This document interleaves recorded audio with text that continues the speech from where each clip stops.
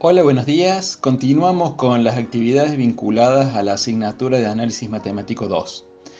En la clase anterior estuvimos repasando las funciones de varias variables y cómo definíamos las funciones escalares, los campos escalares, identificamos qué eran las funciones vectoriales y cómo podíamos analizarlas. Luego estuvimos repasando a qué se entendía por campo vectorial y cómo podíamos definir estos conjuntos. Sin olvidarnos luego de lo que habíamos aprendido durante el curso de Análisis Matemático 1. Comenzamos nuestro análisis para funciones de dos variables, recordando qué era un intervalo, qué entendíamos por entorno, y extendíamos estas nociones hacia el plano y el espacio. De este modo, definimos diferentes tipos de entornos. Repasamos algunas de las funciones cónicas más conocidas, para luego ingresar al análisis puntual de una función de dos variables que se entiende por dominio. Bueno, ¿cómo consideramos la variación de una función a partir de un punto determinado? Recuerden ustedes que habíamos visto cómo era una función de dos variables y que la podíamos representar como una superficie en el espacio. También estudiamos sobre cómo obtener un incremento total o un incremento parcial y cuáles eran las diferencias que había entre estos dos, para finalmente comenzar con el análisis de los límites dobles. En este caso, habíamos identificado que nos acercábamos hacia un punto definido en un plano a través de una trayectoria. Y esta trayectoria quedaba definida respecto a lo que nosotros podíamos preestablecer como un camino de esta trayectoria. Lo más simple correspondía a los que habíamos llamado como límites sucesivos, en donde estas trayectorias son rectas y paralelas a los ejes. Una cuestión un poquito más complicada corresponde a la que habíamos denominado como límites radiales, en donde a una de estas variables la hacíamos equivalente a una función lineal y de esta manera considerábamos las trayectorias todas dirigiéndose hacia el punto del límite a través de una recta. Finalmente, revisamos qué comprendíamos por continuidad de una función de varias variables y cuáles eran los tres ítems que debemos considerar para establecer la continuidad o discontinuidad de una función. Vamos a analizar entonces las derivadas parciales de una función de varias variables. Derivadas parciales de una función que posee varias variables. Este es el tema que nos va a ocupar hoy. Entonces, vamos a considerar una función del tipo z igual a f de xy, donde vamos a asumir que es continua y derivable, lo vamos a establecer luego, pero vamos a asumir que es continua y que tiene posibilidades de encontrar sus derivadas, en un dominio para el cual vamos a realizar el análisis. Luego vamos a considerar que mantenemos la variable y constante y que solo va a variar la x. De este modo, entonces, al permanecer y como una constante, hace las veces de una función que posee una sola variable independiente. Así podremos escribir entonces a la derivada a partir del límite del cociente incremental. Vean entonces, aquí tenemos el símbolo que aparece aquí como la D en griego y en minúscula, representa a las derivadas parciales. Ustedes recuerden que la derivada total era una D minúscula asociada a la función derivada de la función respecto de x. Bueno, esa D, para diferenciarla respecto de estas otras, vamos a colocarla en griego y en minúscula también, con lo cual tendremos derivada de la función de xy respecto de x. Recuerden, estamos considerando como una constante a la parte y de esta función. Luego vamos a asumir el cociente incremental, es decir, la variación de la función producto de la modificación de x respecto a delta x. Cuando delta x tiende a 0, recuerden que lo que estamos haciendo en este caso es desde una distancia dentro del entorno de análisis nos aproximamos hacia el valor de nuestra función en un punto, haciendo delta x cada vez más pequeño. Noten que el incremento parcial de la función respecto a x lo podemos también escribir en su forma expandida como la función de x más delta x, que es la variable que está sufriendo variación, y que es la variable que hemos considerado como una constante, menos la función valuada en su posición original, es decir, menos f de x. Esta diferencia la vamos a dividir por incremento en x, por delta x. Entonces, la derivada parcial de la función f de xy respecto de x es igual al límite para delta x que tiende a 0 del cociente incremental, en donde en el numerador, la variable que se ha modificado corresponde a la x, y en el denominador tendremos directamente delta x. Del mismo modo que lo hemos analizado para esta variable, podemos dejar fija ahora la variable x y realizar el incremento sobre la variable y. Esto nos va a permitir escribir derivada de la función f de xy respecto de y igual, vean ahí, igual al límite para delta y que tiende a 0 del incremento parcial de la función respecto de y sobre delta y, lo que finalmente escribimos límite del cociente para delta y que tiende a 0, donde el cociente resulta ser la función incrementada con la variable y, eso se muestra ahí, y más delta y, menos la función en su posición original. Esa diferencia dividida por delta y. De esta manera podemos representar de diferentes modos. Diferentes autores han propuesto diferentes maneras de representar a las derivadas. La más común es aquella que aparece con un tilde. Entonces, f' de y creo que es bastante simple de ser representada. En esta materia nosotros vamos a tratar de utilizar alternativamente todas estas opciones, de forma tal que ustedes se puedan acostumbrar y se independicen del material de estudio con el cual pueden encontrarse o con el cual pueden llegar a tener. Es decir, vamos a utilizar la letra D en griego, en minúscula, y también vamos a utilizar directamente la derivada parcial, este símbolo griego, de la función z respecto de y o respecto de x. De forma alternativa, así nos vamos acostumbrando. Vean entonces que en definitiva resolver una derivada respecto a una de las variables consiste en dejar las otras que aparecen como si fueran fijas. De este modo siempre vamos a resolver la derivada de una sola variable independiente, producto que la otra la dejamos fija, como les estoy diciendo. Y este es el procedimiento que vamos a utilizar para resolver los ejemplos prácticos. De ejemplo de cómo debemos proceder cuando queremos realizar una derivada parcial de una función z cuyas variables independientes son x e y, se presenta en esta imagen, en esta filmina número 3. Vean ustedes entonces que la función z se define como y al cubo por el coseno de x. Entonces vamos a tratar de encontrar nuestra primera derivada, que es derivada de la función z respecto de x. Tendremos entonces que si vamos a derivar respecto de x, la variable y permanece constante, y que permanezca constante, recuerden, es equivalente a que sea un número. Por lo tanto, la derivada del coseno es menos seno. Obtendremos así, derivada de z respecto de x igual a menos y al cubo por seno de x. Veamos qué ocurre con la derivada de la función respecto de y. En este caso, x permanece constante, por lo tanto, coseno de x es equivalente a que sea un número. Ahora debemos obtener la derivada de y al cubo.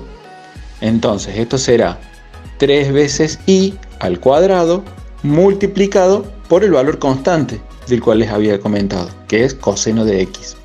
Y así habremos obtenido las dos derivadas parciales respecto a dos direcciones perpendiculares, la x y la y.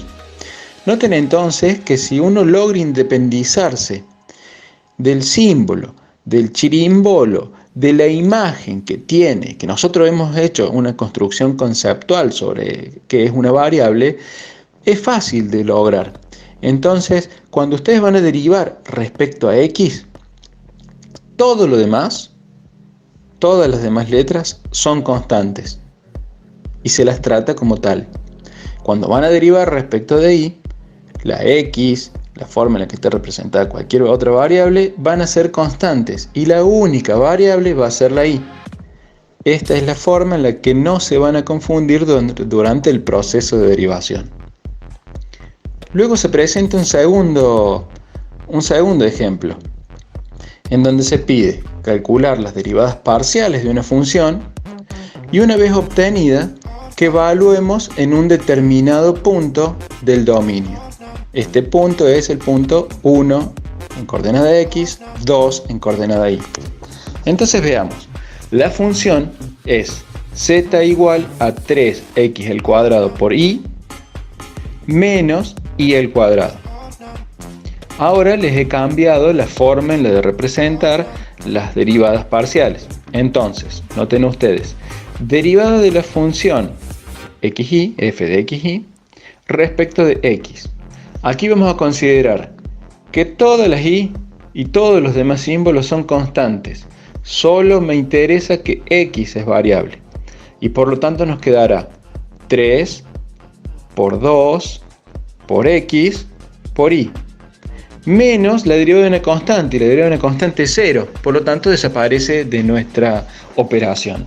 Hemos obtenido 6 multiplicado por x y multiplicado por y. Ahora vamos a la segunda derivada de la función f de xy respecto de y. Nuevamente, recuerden que todo es una constante a excepción de la y, de la y. Vamos a tener así. Observen, estoy dando tiempo para que ustedes identifiquen en qué parte de la placa estamos. Derivada de la función f de xy respecto de y va a ser igual. La derivada de y, que es nuestra variable, es 1. El resto es una constante, por lo tanto vamos a tener 3x al cuadrado por y. Menos, ahora la función que debemos derivar es y al cuadrado, por lo tanto será su derivada 2 por y. Hemos obtenido como resultado 3x al cuadrado menos 2 por y. Una vez que tenemos las derivadas de estas dos funciones, nos han solicitado que calculemos el valor que tiene la derivada parcial en las coordenadas de un punto. Recordemos que el primer elemento del punto corresponde a las x, el segundo corresponde a las y. De esta manera vamos a obtener 6 por 1 por 2, cuyo resultado es 12. Luego tendremos 3 para la segunda derivada, ¿cierto? 3 por 1 elevado al cuadrado, es decir, 3, menos 2 por 2. Bien, porque reemplaza el 2 en la posición de la y. De este modo nuestro resultado es 3 menos 4, con lo cual obtenemos menos 1. Vean que hay que tratar de hacerlo de manera ordenada, siguiendo una secuencia, tranquilos y dedicándole el tiempo necesario para evitar la posibilidad de error. Yo les recomiendo que cuando resuelvan ejercicios lo vayan haciendo de manera paulatina y siempre en secuencia. Ustedes deben recordar que nosotros podemos concentrarnos mucho en corto tiempo o muy poco en largo tiempo. Recuerden eso. Entonces, si ustedes necesitan un alto nivel de concentración, tiene que ser en momentos muy específicos. Y una vez que terminaron esa tarea específica, es el momento en el que se pueden relajar, miran hacia los costados, hacen el resto de la copia, de lo que estén escribiendo, etc. Pero en el momento en el que se realiza la operación es donde nos hace falta el pico de concentración, que va a ser en tiempos relativamente acotados. Así que, despacios, tranquilos y en secuencia. Revisamos a continuación La interpretación gráfica de las derivadas parciales. Para esto, vamos a analizar primero los elementos que se encuentran presentes en esta figura, donde vamos a identificar la función z igual a f de xy, la que vemos que es continua y que va a poseer derivadas evidentemente en las dos direcciones. Pero vamos a reconocer los elementos gráficos que están aquí presentes. Tenemos un sistema de coordenadas rectangulares en 3 dimensiones, en el espacio R3, caracterizado por X, Y, Z. Bien, la intersección de estos 3 ejes corresponde al origen denominado como 0, es el lugar 0. Luego tenemos la función que es creciente, noten esto, por favor, fíjense bien, es creciente la función a medida que Y aumenta. Pero a medida que x aumenta, la función es decreciente. Y esto está planteado de este modo para poder hacer visible el dibujo con las rectas que queremos identificar. Bien, entonces es una función que crece a medida que aumenta y, a medida que aumenta x, decrece la función. Que la función decrezca quiere decir que la magnitud en z va a ir disminuyendo. Bien. Luego identificamos una coordenada general sobre el plano XY, entonces tendrá 2 coordenadas, X e Y, que son las que están más próximas al origen. Una vez identificadas estas dos, el punto de intersección entre estas dos trayectorias paralelas a los ejes del plano XY define un punto P. Bien, este punto P sobre la función define al punto M, es decir, M posee coordenadas X, Y, Z. Bien, una vez identificado esto, a partir de este punto M, vamos a incrementar la variable Y. Vamos a pasar entonces desde el punto Y hasta el punto Y sub 0, sobre el eje de las Y, evidentemente. Este incremento, delta I, va a provocar un incremento de la función. ¿Y dónde lo vamos a ver? Desde el punto P, entonces, estamos manteniendo constante la variable X y desde el punto P vamos a avanzar en una trayectoria paralela al eje de las Y hasta el punto P sub 2, P subíndice 2. ¿Bien? Cuando desde el punto P sub 2 levantamos hasta la función, la coordenada z queda definida por el punto T, en donde tendremos la variable x, la variable y sub 0 y luego la variable en vertical que le vamos a llamar z sub 0. Esas 3 coordenadas van a definir el punto T. Noten entonces que nuestra función ha sido incrementada una cantidad delta i, por lo tanto y sub 0 es y más delta i. ¿Se entiende, cierto? Bueno, ahora lo que vamos a trazar es la hipotenusa del triángulo definido por los puntos M, T1, cateto que está horizontal, vamos a decir que es el cateto adyacente, y el cateto opuesto de ese triángulo que será el segmento T1T. Si trazamos por allí la hipotenusa, vamos a definir un ángulo que está identificado como φ. Bien, ahora imaginemos que a y sub 0 lo hacemos tender hacia la coordenada y, es decir, delta i tiende a 0. Lo que estamos haciendo es que esta hipotenusa vaya tornándose cada vez más próximo hasta el ángulo beta.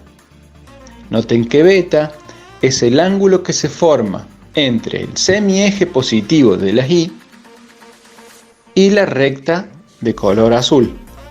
Bien, les repito entonces. Vamos a considerar de este triángulo MT1T a la hipotenusa. Vamos a asumir que I sub 0 tiende hacia el punto I. Por lo tanto, delta I tiende a 0.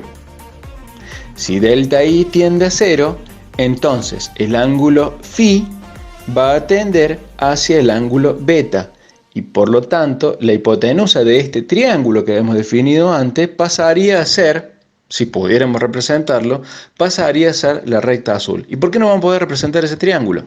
Y básicamente porque estamos saliendo fuera de nuestra función y estamos logrando al salir fuera de la función que esta recta sea tangente. Ha dejado de ser secante la hipotenusa de este triángulo para pasar a ser una tangente al punto. Una vez que hemos identificado esto, lo que vamos a tratar de hacer es de expresarlo en términos algebraicos con las ecuaciones. Pero básicamente es esto que estamos viendo aquí, viendo en esta figura. Pasamos de la hipotenusa que tiene un ángulo φ y nos vamos aproximando hasta la recta azul. Ahora, si pensamos respecto a la tangente que está roja, vean que el ángulo alfa ahora está medido en el ángulo complementario. Aquí es un poco más difícil de ver por la forma en la que está representada la función. Por eso es que vamos a analizar la variable en y después vamos a hacer extensivo el mismo análisis a x, es decir, es lo mismo. Lo que vamos a estar haciendo es tratar de representar en un gráfico que sea de fácil interpretación. A continuación, entonces, veamos cuáles son las ecuaciones que la representan. Identifiquemos entonces el triángulo definido por M, T1 y T. Aquí vamos a tener los siguientes elementos trigonométricos. Recuerden que la tangente correspondía al cateto opuesto sobre el cateto adyacente. Tendremos entonces que estos dos segmentos corresponden el cateto opuesto al incremento parcial de la función cuando y está variando. El cateto adyacente corresponde a la diferencia entre y sub 0 e y, es decir, delta i, lo que se ha incrementado la función. Por lo tanto, la relación entre cateto opuesto y cateto adyacente no es otra cosa que la tangente trigonométrica del ángulo φ. Tendremos entonces, luego, en el renglón inferior, dice, derivada de la función f de xy respecto de y, límite para delta i que tiende a 0, del incremento parcial, producto de la variación en y, respecto de y, que es igual al límite para delta i que tiende a 0, de la tangente de φ. Noten entonces que aquí lo que estamos haciendo es decir lo siguiente. Vamos a generar que delta i tienda a 0, que se haga lo más pequeño posible. Entonces, ¿qué va a ocurrir con esta tangente del ángulo φ? En el renglón que le sigue, vean ustedes que finalmente está que esta pendiente que tenía φ, que era de la secante entre el punto M y el punto T, se va aproximando hasta finalmente llegar a ser la tangente del ángulo beta. Y de esta manera hemos demostrado que la derivada parcial respecto de y corresponde a la tangente trigonométrica de la recta que está marcada con azul. Es decir, la derivada de la función es la pendiente de la recta tangente al punto M de la función z igual a f de xy. Del mismo modo se puede representar para la variable x. Y vamos a decir entonces que la derivada de la función respecto a x es la pendiente de la recta tangente en el punto M referida al ángulo alfa. Una vez comprendida la definición de derivada parcial y también su interpretación geométrica, corresponde que analicemos cómo son las derivadas sucesivas pero parciales. Para esto nos vamos a centrar en esta placa que se presenta como número 6. Fíjense, aquí tenemos una función que vamos a asumir que es del tipo z igual a f de xy, de dos variables independientes, continuo y derivable en el entorno de análisis, y vamos a considerar cómo son sus derivadas sucesivas. La primera de ellas eran las dos derivadas parciales respecto a x y respecto a y, que las representamos en esta imagen sobre la izquierda como derivada de z respecto a x, que es igual a f'x, ¿ven? Derivada respecto de x, de la función de xy. Bueno, acá está puesta la doble denominación para que vayamos acostumbrándonos a reconocerlas a simple vista. Pero básicamente lo que vamos a tener aquí es derivada de z respecto de x. Sobre la derecha tenemos derivada de z respecto de y, y ahí están nuestras derivaciones respecto a las variables independientes. ¿Qué ocurre cuando vamos a la segunda derivada?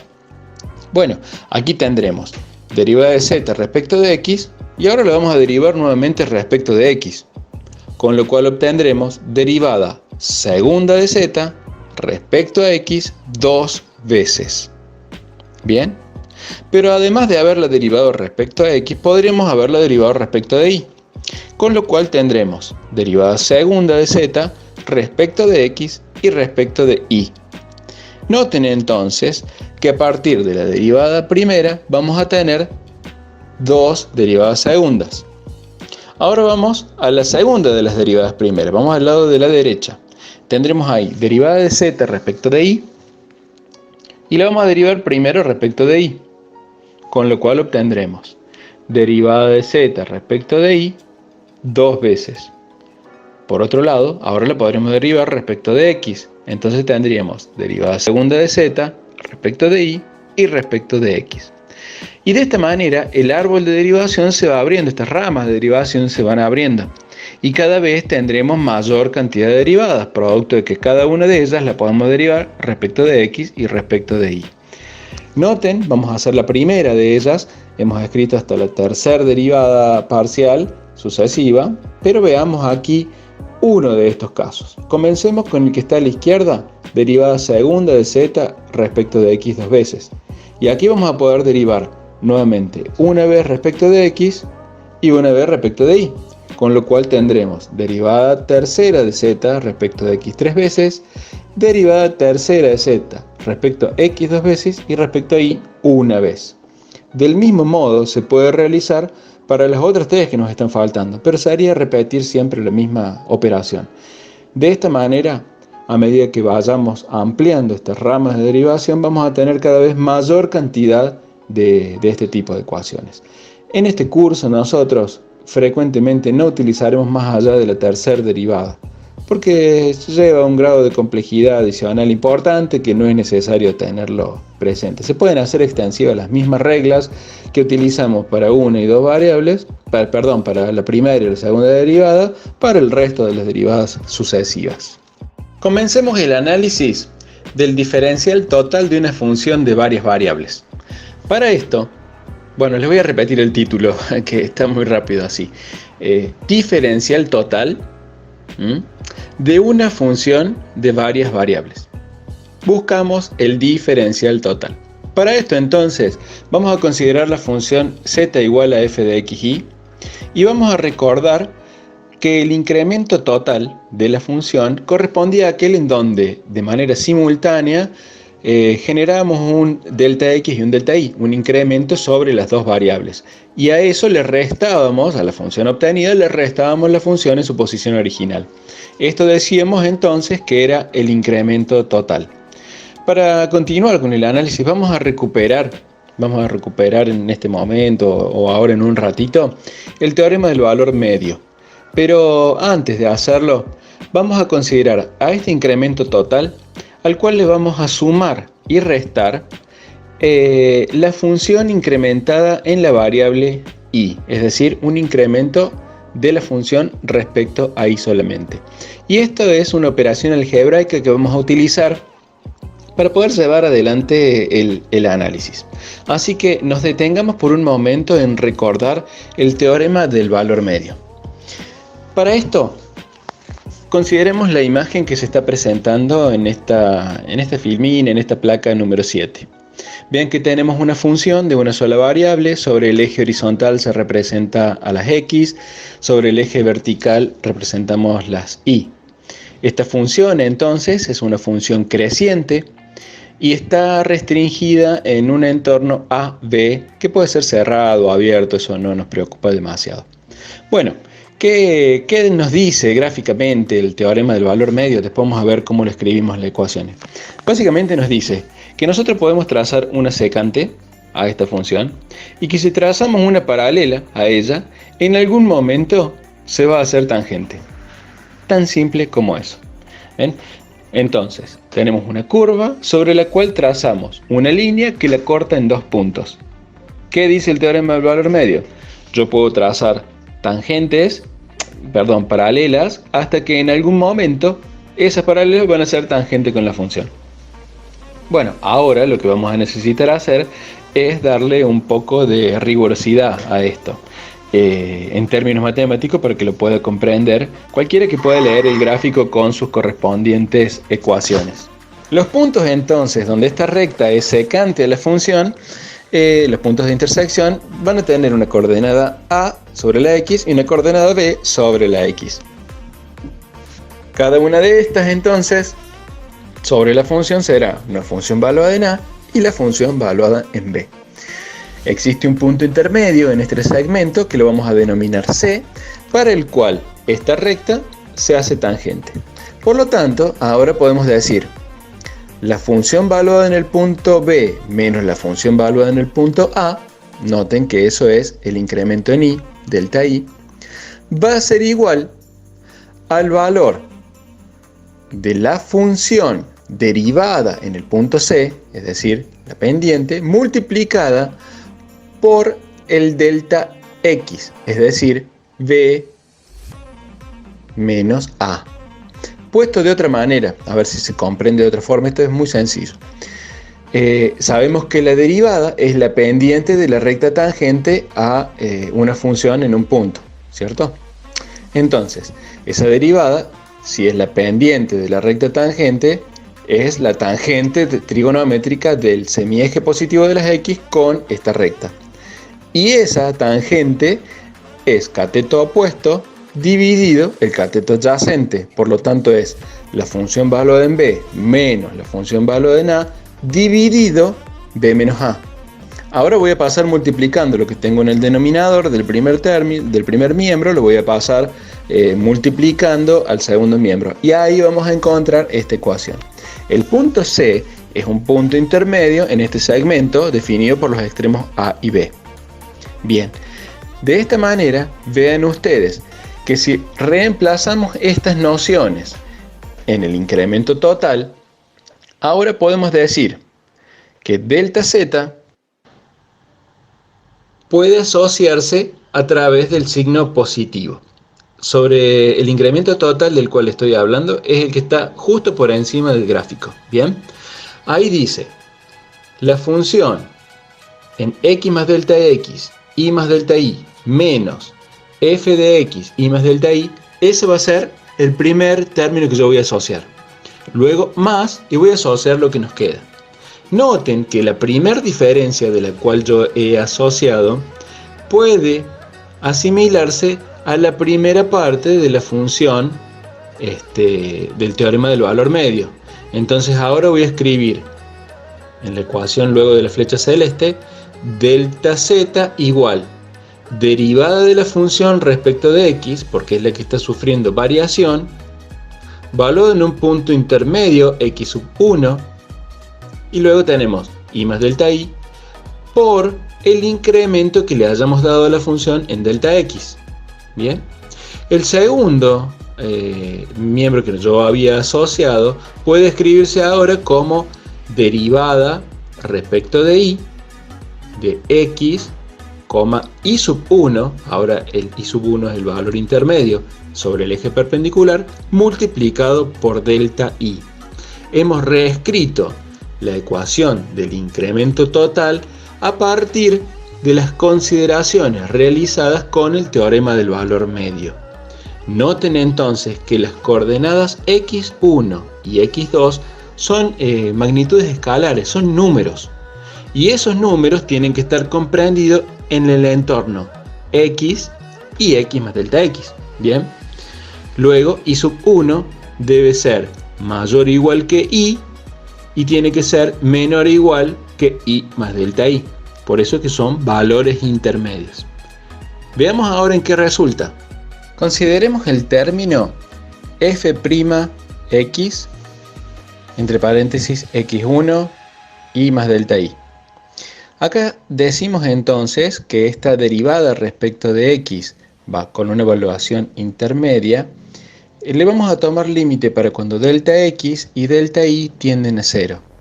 Si hacemos esto, entonces delta i va a tender a 0 y obtendremos como resultado la derivada de la función respecto de x en xy, cuyas variables independientes son x e y. Quiere decir entonces que la diferencia entre la derivada valorada en x1 e incrementada en y más delta i con la derivada en la función f de xy respecto de x, esa diferencia radica en un infinitésimo que vamos a llamar epsilon 1. Y ese epsilon 1 está vinculado producto del incremento que le hemos dado a la delta i. Ahora bien, si analizamos la derivada respecto de y en x, y sub 1 y tomamos límite para delta x que tiende a 0 y delta i que tiende a 0, lo que vamos a obtener es la derivada de la función respecto de y, la derivada de la función f de xy. Bien, quiere decir entonces que la derivada entre f'y, vamos de vuelta, la diferencia entre la función derivada respecto de y con el límite de la derivada valorada en x1 para delta x que tiende a 0 y delta i que tiende a 0 corresponde a un infinitésimo que vamos a llamar epsilon 2. Por lo tanto, tanto epsilon 1 como epsilon 2 vemos que está ligado a delta x y delta i. Por lo tanto, si delta x tiende a 0 y delta i tienden a 0, entonces epsilon 1 y epsilon 2 van a tender a 0. Vean el dibujito que está en el margen superior, el margen inferior a la derecha. Ahí se aprecia un segmento delta sub s. Y vemos acá x, la variable intermedia x1, x más delta x. Y sobre el eje vertical vemos nuevamente y más delta i, y el valor intermedio y sub 1. Cuando delta x y delta i tienden a 0, el segmento que corresponde a la hipotenusa, esa diagonal que se ve en línea azul de trazo discontinuo, también se va a aproximar hacia 0. Es decir, que x1 va a tender a aproximarse hacia la variable x. Del mismo modo, cuando delta i tiende a 0, el valor intermedio, que es i sub 1, también se va a ir acercando hacia i. Y de este modo tendremos lo siguiente. El incremento total delta z, ahora lo vamos a reescribir en términos de estas funciones que ya no tienen el valor intermedio, porque estamos tratando de llevarlo a una función derivada respecto de x y de y. Entonces, en el primer término, de la primera parte, vamos a rescatar derivada de la función respecto de x por delta x, derivada de la función respecto de y por delta i. Y lo que nos está faltando de incorporar para que se siga manteniendo la igualdad a delta z es epsilon 1 multiplicado por delta x y epsilon 2 multiplicado por delta i. Vean que aquí hay un paso intermedio que corresponde a aplicar una propiedad distributiva. Pero bueno, entonces el incremento total que hemos obtenido se escribe en esa primera ecuación. ¿A qué se le llama diferencial total entonces? Bien, le vamos a llamar diferencial total al incremento total en el cual se le desprecia los infinitésimos de orden superior. Le llamamos infinitésimo de orden superior al producto de dos infinitésimos. Noten entonces que epsilon 1, un número muy pequeño, delta x, un número muy pequeño. El producto de dos números muy pequeños me da un número pequeñísimo. Entonces, como tengo una suma de dos números extremadamente pequeños, voy a no considerarlos, los voy a despreciar. Voy a hacer de cuenta que esos no me van a servir para mis análisis, para mis cuentas. Entonces ya no es delta z, ya no es lo que teníamos antes. Ahora le vamos a llamar diferencial total. Noten además que el incremento total y el diferencial total son cosas distintas, pero bueno, son más o menos aproximadas, por eso que estamos hablando de cálculos aproximados. Y si son cálculos aproximados y delta x es muy pequeño, vamos a llamarle a delta x diferencial de x y a delta y diferencial de y. Entonces ahora el diferencial de z lo vamos a escribir como la derivada de z respecto de x por delta x más la derivada de z respecto de y por diferencial de y. Vamos a repasar. Vean entonces en donde decimos que delta z es aproximadamente igual al diferencial de z. El diferencial de z debe tener diferencial de x y diferencial de y. Y estos van a ocupar las posiciones de delta x y delta y. ¿Bien? Ahora vamos a transformar esta f'x de x y, que son sus variables, directamente en la derivada parcial de la función z respecto de x. Y f' de y, con variable independiente x e y, la vamos a escribir directamente como la derivada parcial de z respecto de y, que es la ecuación que tenemos central en esta placa número 9. Así hemos obtenido que el diferencial de z es igual a la derivada de z respecto de x diferencial de x, más derivada parcial de z respecto de y por el diferencial de y. Y hemos encontrado así el diferencial total de la función. Esto mismo se puede hacer extensivo a mayor cantidad de variables independientes. Es por eso que presentamos una función u igual a f de x y z, es decir, que tiene tres variables independientes, pero que no va a traer mayor complicación, porque siguiendo el mismo análisis que hicimos en el caso anterior, ya no lo podemos ver gráficamente, porque tenemos tres variables, estaremos en una cuarta dimensión. Lo que sí sabemos es cómo es el procedimiento, y por lo tanto, el diferencial de u va a ser la derivada de la función u respecto a la primera variable, respecto a x, por diferencial de x, más derivada de la función u respecto a la segunda variable, que en este caso es la y, por diferencial de y, más la derivada de la función u respecto a la tercera variable, es decir, respecto a z, por el diferencial de z. De manera general, cualquiera sea la cantidad de variables que tengamos, y para eso se pone una función y igual a f de x1, x2, x3, todas estas, en general más hasta xn, todas estas x con un subíndice representan a una variable independiente, no un número, sino una variable independiente. Y la vamos a poder obtener en relación a las derivadas parciales con su diferencial que le corresponda a esa variable independiente tantas veces como sean necesarias, y es la última expresión que se presenta en esta placa. Entonces, fíjense ustedes, diferencial de y va a ser igual, derivada parcial de y respecto de x1 por diferencial de x1, más derivada parcial de la función y respecto de x2, que es la segunda variable, por el diferencial de x2, más, en general más, hasta la variable independiente de orden, que sea la de posición n, es decir, derivada de y parcial respecto de xn por el diferencial de x sub n. Y aquí hemos visto entonces cómo es el diferencial total para una función de dos variables, de tres variables o de la cantidad de variables que ustedes quieran. Del mismo modo que teníamos incremento total e incremento parcial, ahora vamos a tener diferencial total, que es el que hemos estado revisando, y también vamos a tener un diferencial parcial. Entonces consideremos una función del tipo y igual a f de x1, x2, x3 y así en general hasta xn, es decir, una función de n variables independientes, tantas como ustedes quieran. El diferencial total habíamos visto que lo podíamos escribir como las derivadas parciales de la función respecto a cada una de estas variables independientes multiplicada a cada una de ellas, a cada una de estas partes, por el diferencial respecto a la variable independiente que le corresponde.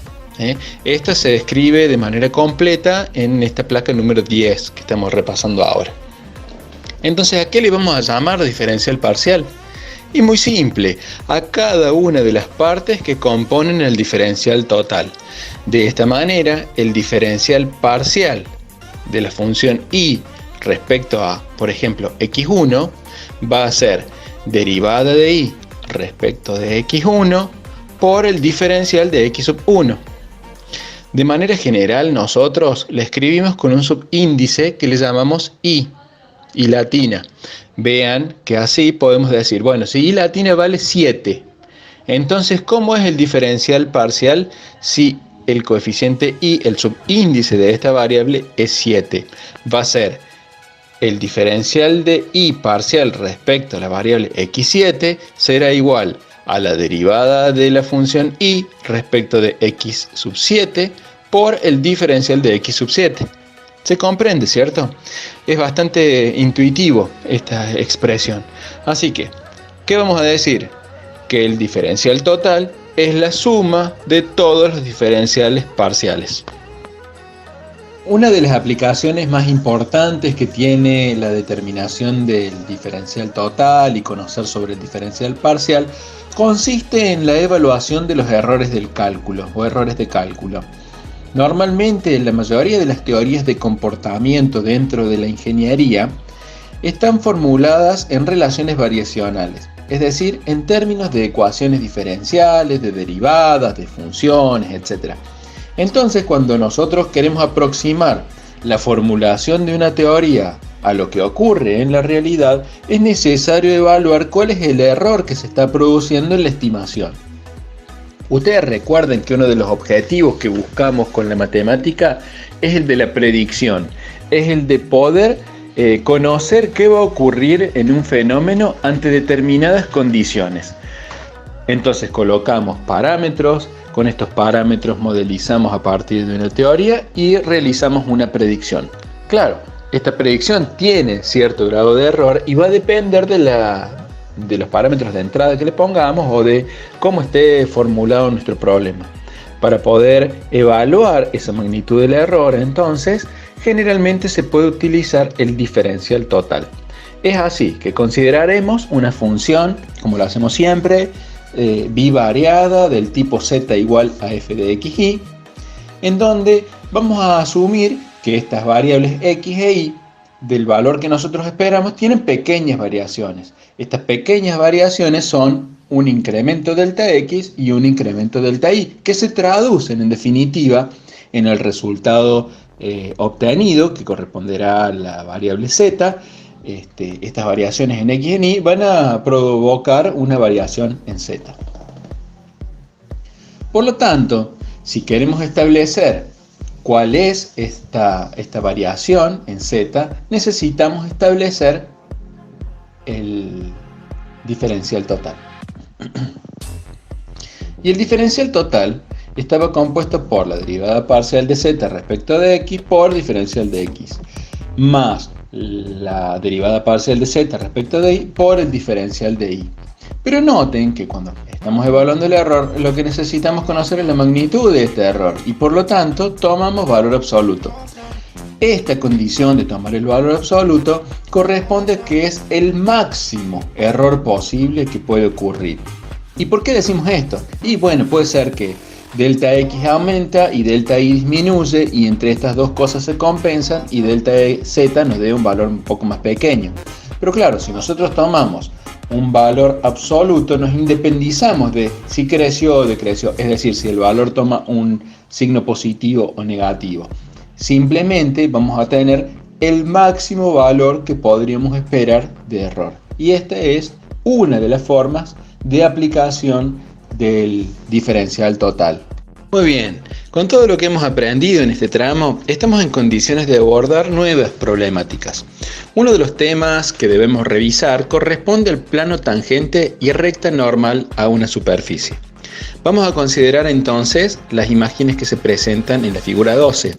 Tendremos una función del tipo z igual a f de xy, como lo venimos analizando siempre, que es una superficie en el espacio, sobre la cual vamos a identificar un punto que llamaremos M. Este punto M de coordenadas x0, y0, z0 es como el que se muestra en esta figura sobre el lado de la izquierda. Vean entonces que tenemos un plano que es tangente a este punto, que ya nos lleva a pensar que debe estar escrito en términos de derivadas. Y por otro lado, una recta normal a este plano tangente que es perpendicular.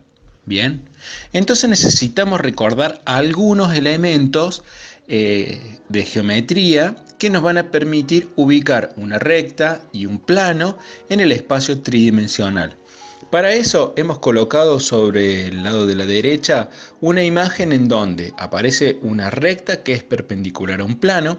Este plano está definido sobre el primer octante de forma tal que los ángulos medidos desde los semiejes positivos de X, Y, Z hasta la recta normal corresponden a alfa, beta y gamma respectivamente. Vamos a ver ahora estos mismos gráficos, pero tomando los elementos y recordando cómo eran las ecuaciones que utilizábamos a partir del álgebra y la geometría analítica y cómo vamos a llevar esa información para tratar de entrelazarla con los conceptos de análisis matemático 2. Recordemos entonces algunas ecuaciones. La ecuación del plano A por X más B por Y más C por Z igual a D. A, B, C y D son coeficientes, X y Z son las variables que representan los ejes sobre los cuales vamos a estar trabajando en este espacio tridimensional. Luego tenemos la ecuación de la recta normal que pasa por el origen y que es perpendicular a este plano, a esta ecuación del plano. En este caso es X sobre A igual a Y sobre B igual a Z sobre C. Los números que tenemos en el denominador es lo que le habíamos denominado números directores de la recta y estaban estrechamente asociados con los ángulos alfa, beta y gamma que corresponden a los ángulos directores de la recta. Ahora bien, si están estrechamente vinculadas, la pregunta es ¿cómo? Para esto vamos a buscar la definición o lo que habíamos obtenido en aquel momento en álgebra y geometría analítica, lo que eran los cosenos directores. Cuando eran dos dimensiones era relativamente sencillo. Acá es una extensión de lo que vimos antes. Entonces el coseno del ángulo alfa, del coseno director de este ángulo director, va a ser igual al cociente, es decir, la división entre el coeficiente A sobre la raíz cuadrada de A cuadrado más B cuadrado más C cuadrado. Bien, el coseno director vinculado con el ángulo beta va a ser B sobre raíz cuadrada de A cuadrado más B cuadrado más C cuadrado. El coseno de gamma, es decir, el que mide respecto al semieje positivo de las zetas, corresponde a cociente entre C sobre raíz cuadrada de A cuadrado más B cuadrado más C cuadrado. Luego, en la imagen que se está presentando, tenemos algunas características particulares de algunos grupos de planos y de rectas. Entonces, la ecuación de un plano que pasa por un punto, ¿ven? El punto es M, X0, Y0, Z0, se define a partir de la expresión que vimos de la ecuación del plano, en donde X ahora está desplazado respecto a la coordenada de origen y por lo tanto lo escribimos como X menos X sub 0. Tendremos entonces la ecuación del plano que pasa por un punto corresponderá a por X menos X0 más B Y menos Y0 más C Z menos Z0. Todo esto igual a 0. Por su parte, la ecuación de la recta normal al plano anterior y que pasa por este punto M se puede escribir como X menos X sub 0 sobre A igual a Y menos Y sub 0 sobre B igual a Z menos Z sub 0 sobre C. También sabemos que la ecuación del plano se puede escribir en términos de sus cosenos directores, Y a esto lo hacíamos como x coseno de alfa más y coseno de beta más z coseno de gamma igual a p, en donde p es un coeficiente, es un número. Ahora vean, los cosenos directores los habíamos obtenido con anterioridad y correspondía a sobre la raíz cuadrada de a cuadrado más b cuadrado más c cuadrado. Del mismo modo, podemos reemplazar para el coseno de beta y para el coseno de gamma. El punto P, entonces, ahora corresponde al coeficiente que está asociado con la D. Esta última expresión es la que nos va a permitir escribir en términos de diferenciales totales. Vean entonces, en la placa número 15 tenemos escrito el diferencial total como la derivada de la función respecto de x, diferencial de x, derivada de la función respecto de y, diferencial de y. Ahora, el diferencial de x también puede ser considerado como un incremento en x. Diferencial de y puede ser considerado como un incremento en y. Por lo tanto, si nosotros fijamos los valores de x0 e y0, lo que vamos a hacer es determinar el valor de z sub 0, que básicamente son las coordenadas del punto M. Entonces, nuestra superficie, que corresponde a una función z igual a f de xy, diremos que un incremento delta x va a estar relacionado con x menos x sub 0. Un incremento de la función a partir de este punto M, delta y, va a ser y menos y sub 0. Y lo mismo para el caso de z. Delta z, vean que aquí está como diferencial de z, es igual a z menos z sub 0. De esta manera, nosotros ya tenemos cuáles son los valores de los incrementos y podemos escribir al diferencial total como z menos z sub 0 igual derivada de la función respecto de x multiplicado por delta x, en donde delta x es x menos x sub 0. Síganme por favor, estoy tratando de identificar la ecuación que está en un recuadro, a la parte inferior de esta Filmina 15. Entonces les decía, diferencial de z es z menos z sub 0, ¿bien? Luego tenemos derivada de la función respecto de x por delta x, pero delta x sabemos que es x menos x sub 0. Luego vamos a sumar más la derivada de la función respecto de y por delta y, pero sabemos que es y menos y sub 0. De esta forma ven que ha adquirido el diferencial total una apariencia muy similar a la ecuación de un plano que pasa por un punto.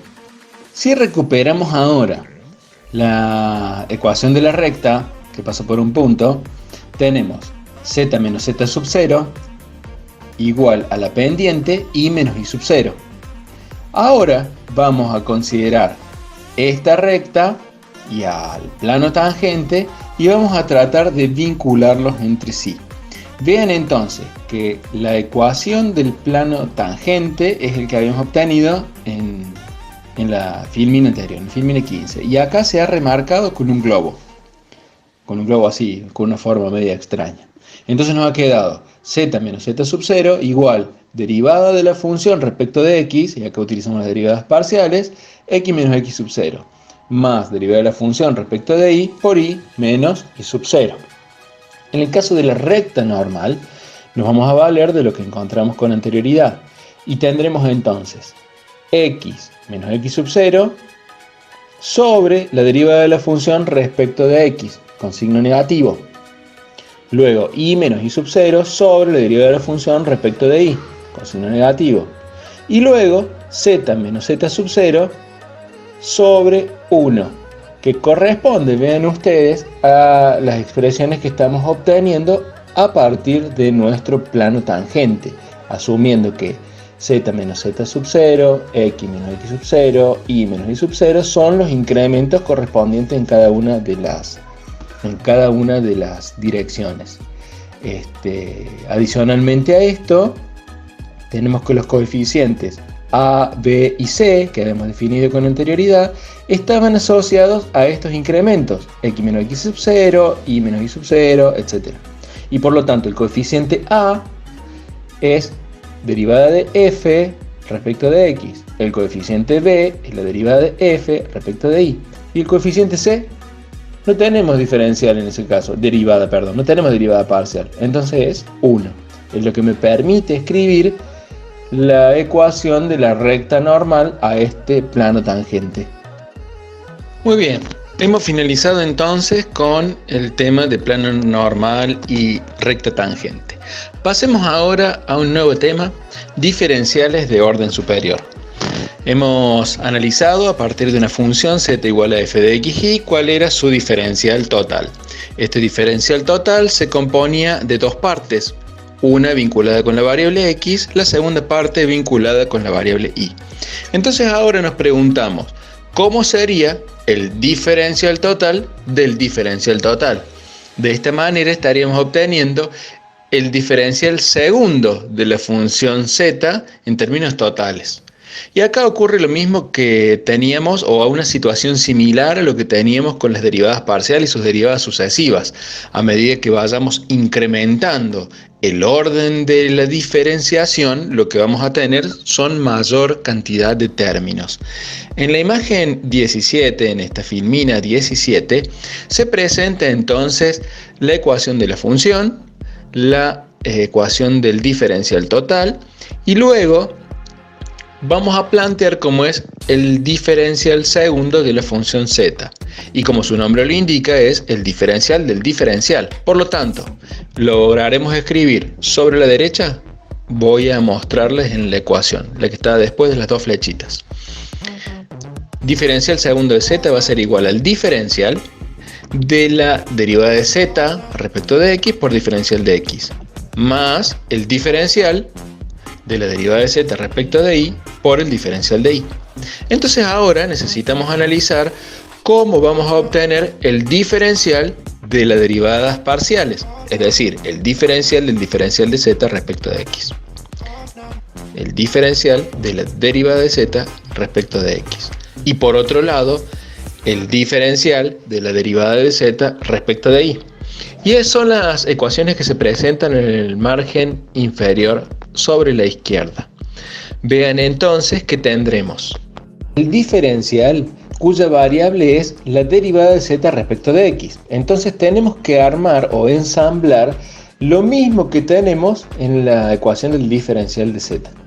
Esto es, derivada parcial de la variable respecto a x. Y ahora nuestra variable es el diferencial de z respecto a x. ¿Me siguen?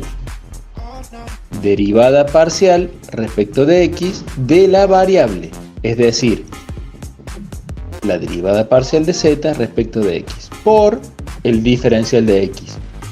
Y ahí tenemos el primer término que aparecía en la ecuación superior.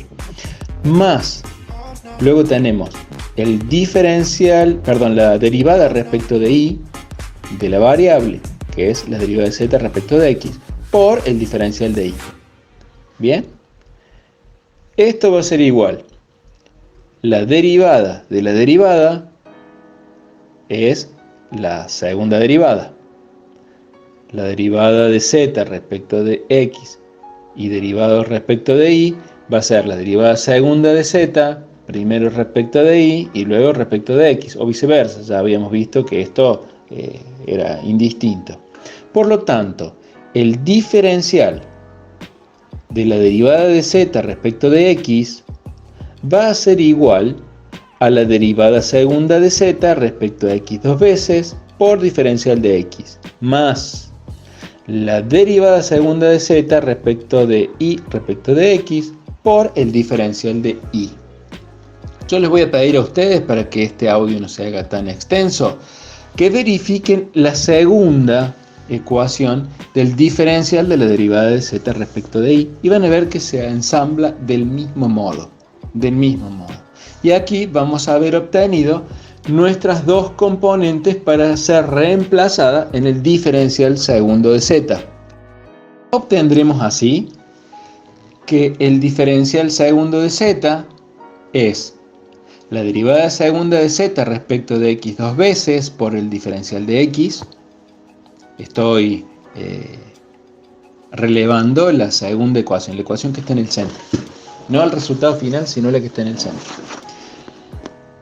Entonces, repito, el diferencial segundo de z va a ser igual a la derivada de z segunda respecto de x dos veces por diferencial de x, más Derivada segunda parcial, derivada parcial segunda de z respecto a y respecto a x por el diferencial de y. Y todo esto multiplicado por el diferencial de x. Más la derivada segunda de z respecto de x respecto de y por diferencial de y. Bien. Más la derivada segunda de z respecto de y segunda por el diferencial de y. Y todo este término multiplicado por el diferencial de y. Ahora vamos a aplicar propiedad distributiva. Vamos a distribuir el diferencial de x y luego vamos a distribuir el diferencial de y. Así vamos a obtener la ecuación que está en el recuadro, que nos indica cuál es el diferencial segundo de la función z. Vean entonces, hemos obtenido el primer miembro de esta suma, el primer sumando, llamémosle, y el último sumando, son derivada segunda respecto de la variable dos veces por el diferencial, ¿ven?, al cuadrado, tanto para las x como para las y, y son las posiciones extremas. Luego tenemos en las posiciones centrales, en este reordenamiento, que nos han quedado las derivadas parciales cruzadas con el diferencial de x y diferencial de y. También es como que los diferenciales están cruzados. ¿Qué implica esto? Que podríamos escribirlo en una forma más compacta. No obstante, esta expresión expandida es como queda bonita. Fíjense que pareciera a cuadrado más el doble producto del primero por el segundo más el cuadrado del segundo. ¿Ven? Ahí se encuentra algo bonito en esta expresión. Esto sería entonces el diferencial de orden superior, pero para un orden 2. Podríamos seguir haciéndolo para órdenes mayores. No obstante, por el momento lo vamos a dejar hasta el orden 2.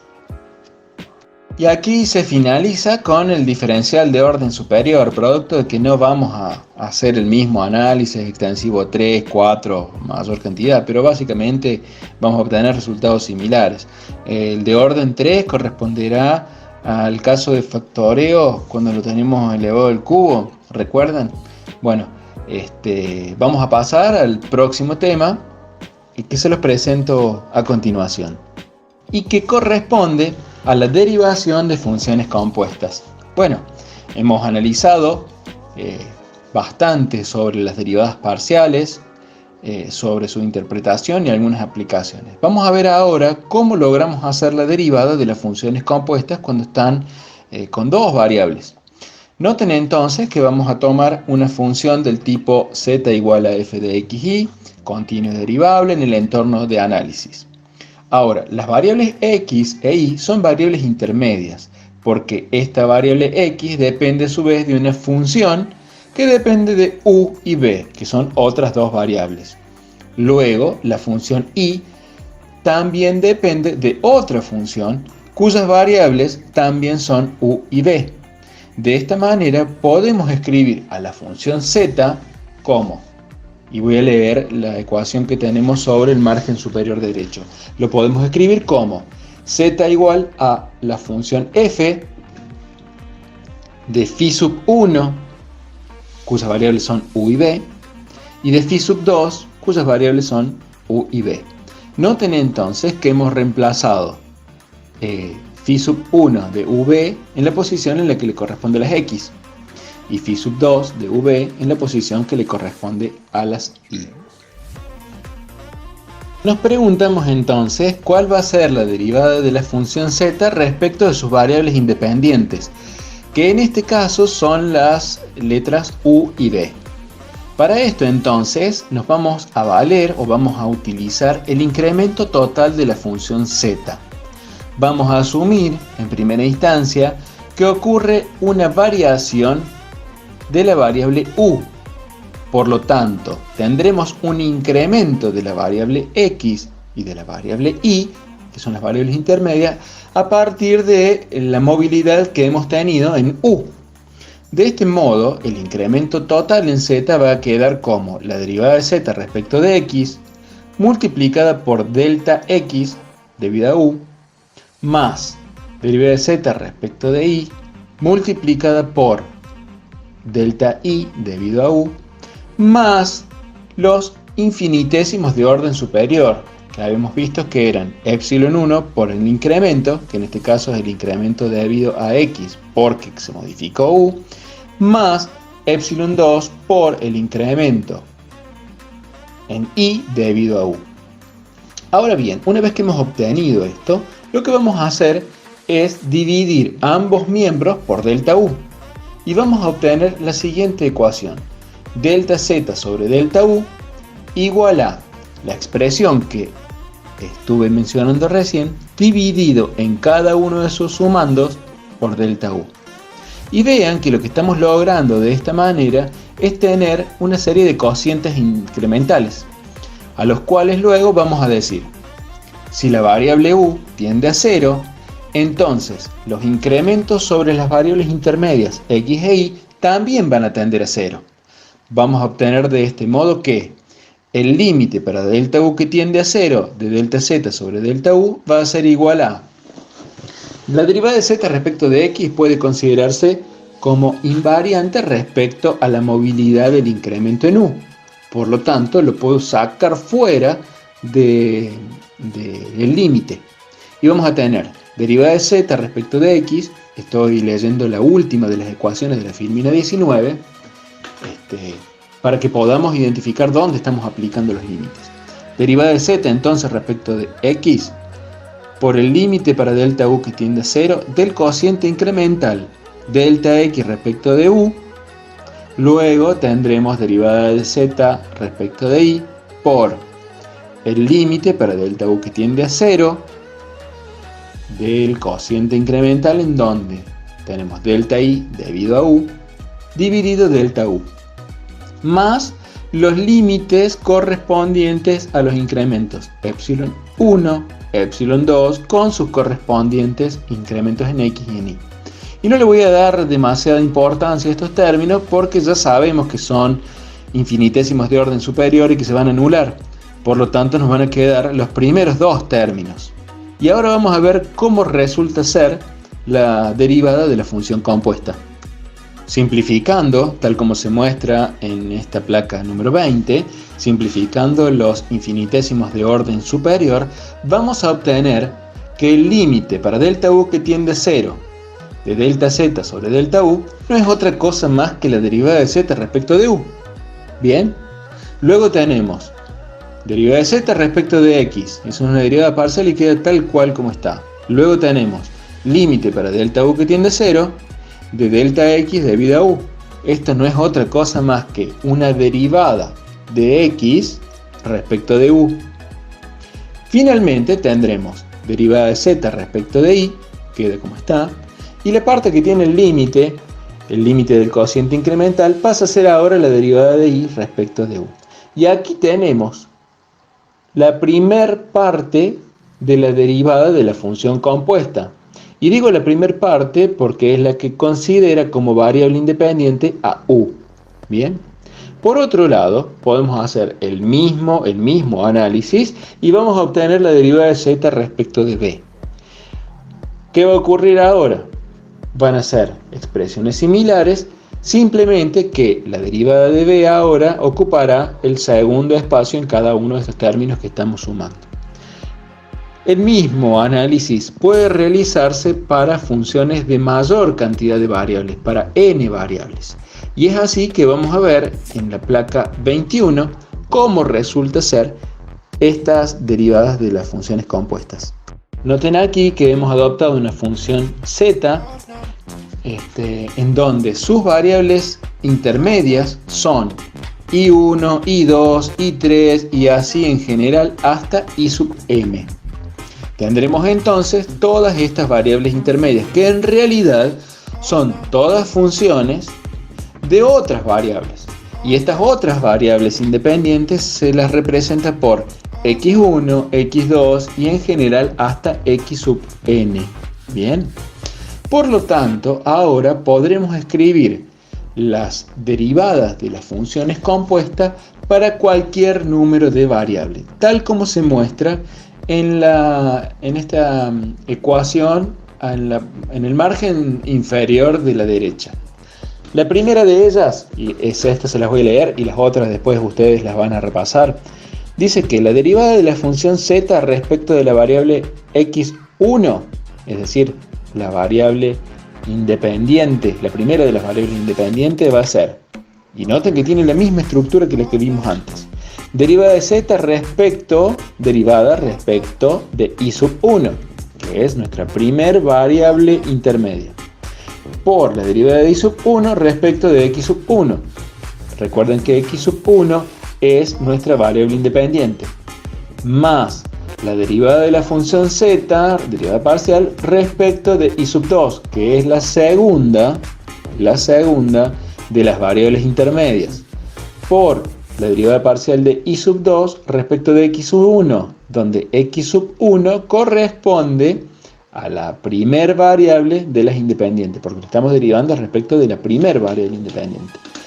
Y de este modo, en general más, hasta el último elemento, es decir, derivada de z respecto a i sub m por la derivada de i sub m respecto de x sub 1. Del mismo modo se puede encontrar la derivada parcial respecto a la variable independiente x2, x3 y así en general hasta el orden de xn. Finalmente, hay casos particulares que los vamos a presentar en la filmina siguiente. Estos casos particulares se presentan en situaciones como las aquí mostradas, en donde tenemos una función que hemos llamado omega, que depende de variables intermedias x, y y z. X es la variable independiente.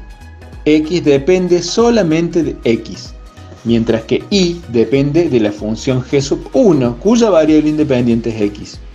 Z, por su parte, depende de la función g sub 2, que tiene como variable independiente a x. Bien.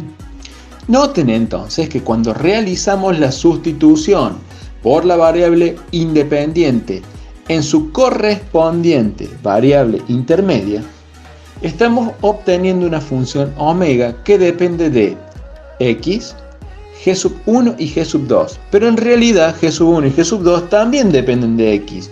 Y por lo tanto, omega es una función que depende solo de una variable independiente. ¿Bien? Ahora vamos a ver cómo es la derivada de esta función. Y no va a ser una derivada parcial, sino que va a ser una derivada total, producto que tenemos una sola variable independiente.